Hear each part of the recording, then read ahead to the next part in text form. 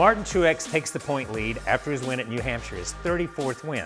Now, 7 of those wins were a carbon copy at New Hampshire. He won first stage, second stage, took home the trophy, took home the money. 20% of his wins have been domination. So show me that straight line graph, Todd, and how he did it. Yeah, definitely. Let's look at the lap position graph here. It's hard to see because the position is P1 and it's underneath that dotted line there. But if you look at it, as we look through this, you've got one dip here. That's a strategy call. They took 4. Some guys stayed out and took 2. We've got another strategy call here. I think that cycled as well the same way. And those he recovers quickly from. The other piece on here, this is a green flag cycle. Yeah. That's him coming to pit road. Ryan Blaney came he was the first to come, but once the cycle went through, he's back to leading the race. And to that, by being the leader, he controlled all the restarts. Let's go to restarts. He controlled every restart, whether he was in the first row, second row, third row. He made it happen for himself. Yeah, he did. And let's look here. You've got a restart at lap 33.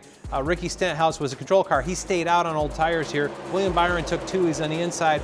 Martin Truex took the 3rd position, bottom row inside, to not be behind the old tires of Stenhouse. Wraps the bottom here. Martin just about clears William Byron wrapping the bottom on those 4 tires. A lap later, I think he gets him. Yeah, one of the few restarts he didn't lead all the way to turn 3. Let's go to the next restart. How did he get from his position here to the lead? So this is the restart at lap 277. The front row stayed out here. The 3 of Austin Dillon, the 4 of Kevin Harvick to make track position. Martin rips to the bottom here and wraps the bottom on 4 tires against those 20-some lap old tires on Kevin Harvick and clears him for the lead again. It's crazy how his car worked on the bottom all day long, because we saw this track really widen out at different times, but he wrapped the bottom all day. Yeah, he definitely was able to run wherever he wanted to, and we watched the racetrack get wide enough that it actually got the groove above the asphalt patch. I was surprised with that. Martin didn't go there until Ryan Blaney started to make some speed on him and had to work his way up there, but great race car, and ultimately the best car won. Let's go to the next to last restart. And these are the money restarts. When we get within the last 10 or 15 laps, these are when you have to make things happen. Yeah, and Joey Logano here on the inside of him makes a run at him. When Martin leaves, Joey just can't get a hold of it. You see the tail wagging there. That bottom's just at such a deficit. Martin pulls out to a 2-car length lead here. In the next restart, Joey ends up picking behind Martin just to have that same whole grab of the racetrack. That led him to a 1-2 finish. So no matter where Martin started, he controlled the race and controlled what the other drivers did. Have you ever had a car like this? It's been a long time. It's been a long time. And that's one of those, as a crew chief, you're always worried about what you can do to mess this up because you've been good all day long. James Small was able to put 4 tires on it all day long until the last stop. The last stop dictated it was going to be a 2-tire stop. They did that. I think there was a little anxiousness there because it's a different call than you've had all day long, but ultimately prevailed all day. All right, Todd. Now let's look at the guys who saw the back bumper of that car. They had a shot. There were some contenders. I'm not saying they would have gotten around him at the end of the race, but there were different times in the race when 3 or 4 guys had a good look at Martin Truex and what he was doing. Christopher Bell started in the front row with him. I think won the pole. That was the one thing Martin didn't win this weekend. He started second, but competitive with him, had really good pace. I thought somebody who could have raced with him. Let's look at his line graph here. As you look at it, Christopher Bell, we had the competition caution, actually ended up being a little early because Kyle Busch's incident. Comes down pit road in second here. He comes back out 10th, 11th, 12th, and buries him a little bit of track position there. You see it going. In the right front, they actually have to come back. He didn't get it tight before the jack got dropped. They had to pick Jack back under it. That wasn't the one that really buried his day. Let's get back to the lap position graph here. This stop here, they actually, if you see, there's a double pit here. He gained positions. He got 3 spots off pit road.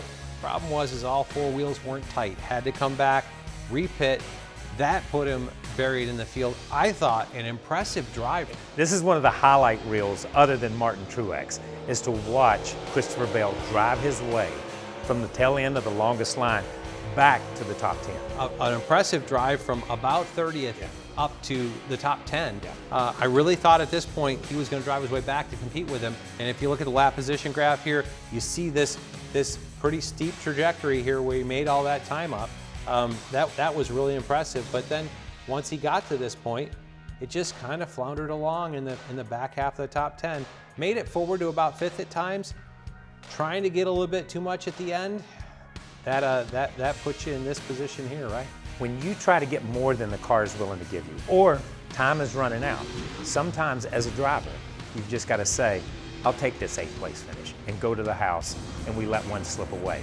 I think that's something that Christopher needs to learn and needs to come as a team to be able to maximize the day and not leave it on the table like he did, because he left a lot of points on the table today. Yeah, there's been a couple races where he's gotten himself in trouble later trying to recover from mistakes that weren't of his doing to start with. But other guys that we thought we should have looked at, I would say the 10 car. Yeah, the 10 car to me, I thought had an opportunity to really compete with Martin.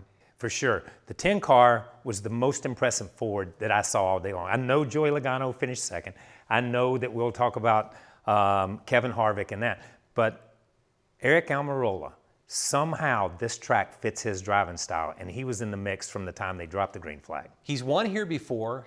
I think of Eric Almirola, and I think of him back in the 43 car at Richmond and these the short tracks, the flatter racetracks. He, on a long run, has really got good pace. I thought here they had a great opportunity. Their day was going pretty well. Obviously, the outcome wasn't what they wanted here. And what happened here, the right rear wheel comes out. As he powers up right here, the right rear, and you see in a couple of different shots, the lug, the single lug kind of ricochet off the wall and come away from it. But it was fascinating that he was able to ride around that many laps, which tells me that the drivers, it's hard for you to feel sometimes. If you look at this video, you'll see that the right rear tire is actually rolling here. I almost think they needed to stop. Yes. Make sure that they spent the extra half a second to get this thing secured at this point. I think this might be a product of a 2-tire stop. Yeah. The driver's got to take his foot off the brake to push the clutch in to get it in gear to leave. It's typically the driver's got the brake on the right side. Wheels tends to spin. I think it's because it's not braking. Yeah, that's a great point. Another guy who had an issue on pit road is the 4 car of Kevin Harvick. What a devastating day, and I think this team, a great day for Stewart-Haas. I think a lot of potential here, but a late stop. This green flag cycle, they're in a position where they can see it. Looks like the jack leaks down here on the left side. Ends up being a 17-second pit stop, really kind of buried them track position-wise. Still came home with a solid top 10 finish, but their day went away at that point. They were just solid all day, and it's good to see Kevin Harvick in his last year have solid runs like that. The guy I want to talk about is Ryan Blaney. Ryan Blaney was the guy from the time they dropped the green flag that I felt like could take it to Truex. You said earlier that one thing that Ryan Blaney was able to, that Martin didn't control today, was the green flag cycle, and this was the 2-tire stop after that. They didn't really get it on the green flag cycle. They still came down, I think, third here. The changer on the front looks a little slow, like maybe he wasn't confident in the nut. Jack's dropped, he's still on his knees. Didn't get the changer back, running over the hose at the tail end pedal. Drivers are trained. When the jack drops, you got to go, man. That's got to go. Somebody's got to be in their ear, or somebody's got to be waving at them, or they're going to go. Especially when you know this is the money stop. This is the last stop of the day, and this is the one that you need the track position in front of the 19. You've been able to pressure him, but you're not going to be able to pass him. You want to try to beat him on pit road.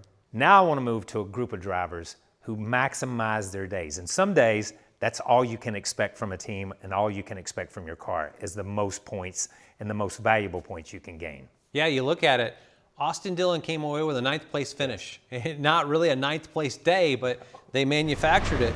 Had some issues earlier, really slow stop at lap 30, buried him back in the field, went a lap down, took the waiver round at 166, had the opportunity to pit at 171, again a slow stop. He went to 257 before he came and got tires. That put him in a position when the caution came at 271. He only had 14 laps on tires, cycled themselves forward, manufactured an opportunity for a top 10 finish. Yeah, which is a great call, because other than that, you're a 15th, 16th, 17th place car. You've got to maximize your day, and it was great pit strategy that put them in that position. There's actually a call that 2 teams made. The 43 car and the 99. If you look at their lap position graph here, different trajectories for the first half of the race. 43 pretty much ran there around 20th most of the day. Took the wave around there at 160 something. That quick caution came. That got him back to lead lap. Dave Ellens made an aggressive call here. Very similar, I guess, if you look at it, to what the 99 did. They set themselves up when they both kind of got themselves back to this position. That green flag stint, they committed to going long. They both stayed out. They got to the caution, cycled themselves back up to the low teens, 12th and 13th. Another guy that I want to talk about who started in the top 10, Bubba Wallace. And I thought he was going to have an exceptional day. They had some issues. Yeah, it was unfortunate for them. 17-second pit stop at lap 128 dropped them some track position. Booty came back from that and made a gutsy two-tire call at 166. The field was taking 4 at that point, cycled himself to the top 10, and from that point forward, the next half of the race, they battled in that top 10 the rest of the day. Here's 4 guys that took the day and took the hand that they were dealt and maximized it because of the points. We talk about the sharp end of the stick, the guys who are at leading the championship race. But we talk about this bubble. These guys, Bubba Wallace, we talk about Daniel Suarez, we talk about these guys maximizing their day because as we see right here on the bubble playoff picture, it gets tighter and tighter and the pressure only goes up. Yeah, it does. You've got 6 opportunities left after this one. Bubba made a solid day out of it, whopping 2 points above it. You've got 1 point between Daniel Suarez and Michael McDowell there. That's either side of that cut line. We don't know where it's going to go. We started this thing with Chris Buescher. He's 97 points above it. As winners come into this the bump line's going to come down. Bubba Wallace, Michael McDowell, Daniel Suarez, all in a pretty tight-knit group. They may be only racing for 1 spot. Yeah, and we look at Chase Elliott all the way there at minus 60.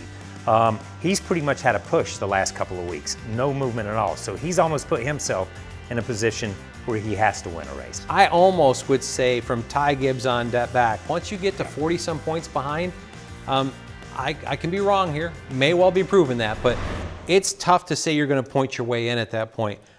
Chase Elliott, I feel like they've been on need to win for about 3 or 4 weeks. I thought Alex Bowman was in at one point, but they've had a tough run here lately. I think they've got to start looking at wins as well. So we talk about the bubble, and the bubble is tough, and it's going to change, and there's a ton of pressure, but there's a ton of pressure on the other end because winning the regular season championship now means something. And we talked about Christopher Bell earlier. Felt like at Chicago and here, he did not maximize his points day, and if he had, he would be right in the mix here. Yeah, I think if he not trying to get that last little bit, he'd be closer to being in the run for second right there. Martin Truex Jr. won 3 races in the last 10. I think once they got that pressure off their shoulders at Dover, they've put together a great string here lately. It's easy to pick the previous week's winner to say in the right direction, but I'd say during the last 10 weeks, he's been really strong.